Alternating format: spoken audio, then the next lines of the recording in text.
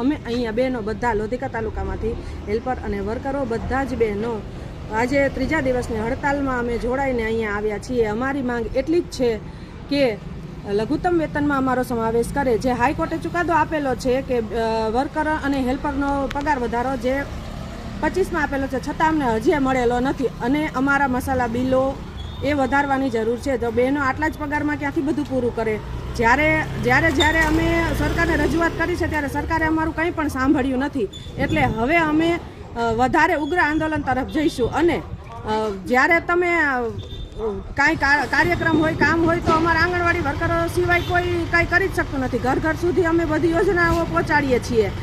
તો અમે અમારો કેટલોક ઉપયોગ કરવાનો? તમારે સ્ત્રી સશક્તિકરણની વાતો થાય છે તો અમારો પગાર વધારો તો કંઈ થતો નથી। હેલ્પર બહેનોને 5,500 જ વેતન છે, એમાં શું થાય? માનદ વેતનમાંથી અમારો નિકાલ કરો અને લઘુત્તમ વેતનમાં અમને સમાવેશ કરો।